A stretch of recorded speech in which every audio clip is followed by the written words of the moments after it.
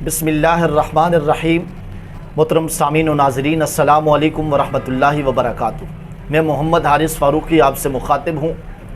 कुछ अहले तशय्युअ और नीम राफ़ज़ियों की तरफ से अहले सुन्नत के उलमा पर और अहले सुन्नत के लोगों पर एक सवाल है और एक एतराज़ है कि आप सहाबा करते रहते हैं, अहले बैत का नाम क्यों नहीं लेते। इसका मुख्तसर सा जवाब दूंगा। का जवाब ये है कि अहले बैत को जो बुलंदी मिली है, जो उरूज मिला है, जो मर्तबा व मकाम मिला है, ये किस वजह से मिला है।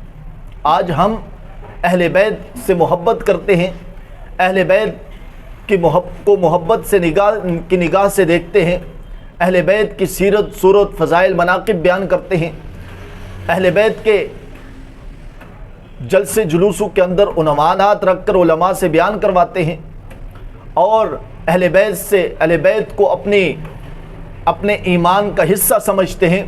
इसकी वजह क्या है? क्या सिर्फ अहले बैत होना है या कोई और वजह है?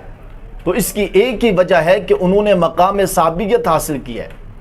वो नबी करीम सल्लल्लाहु अलैहि वसल्लम की मुक़द्दस सहाबा इकराम की जमात में शामिल हैं। बाज़ अहले बैत हैं, नबी के घर वाले हैं, हत्ता कि नबी के चचा हैं, लेकिन आज हम उनका नाम नहीं लेते। आज अपने बच्चों का उनके नाम के मुताबिक नाम नहीं रखते।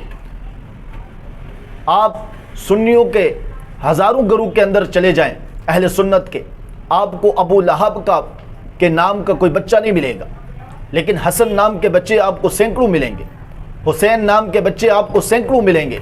इसकी वजह क्या है?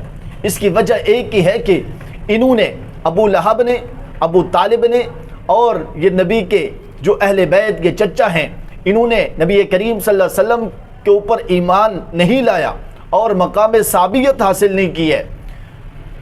इस वजह से हम इनको मोहब्बत से निगाह से नहीं देखते हैं। अहले बैत जो नबी करीम सल्लल्लाहु अलैहि वसल्लम के ऊपर जिन्होंने इस्लाम और ईमान कबूल किया है, हज़रत हसन, हज़रत हुसैन, हज़रत अली रज़ी अल्लाह तआला अन्हु, हज़रत फ़ातिमा और अहले बैत के तमाम अफराद, इनके और मोहब्बत की निगाह से इसलिए देखते हैं कि इन्होंने मकाम साबियत हासिल की है। बस एक ही वजह है। तो याद रखना, अगर हम कहते हैं कि सहाबा इकराम की मुक़द्दस जमात या हम सहाबा का नाम लेते, तो इससे किसी को जलन नहीं होनी चाहिए, किसी को उलझन नहीं होनी चाहिए। इसमें अहले बैत के अफराद भी शामिल होते हैं। तो ये एतराज़ बिल्कुल बेबुनियाद है। बिल्कुल इस एतराज़ की कोई तुक ही नहीं बनती, कोई वजह ही नहीं बनती।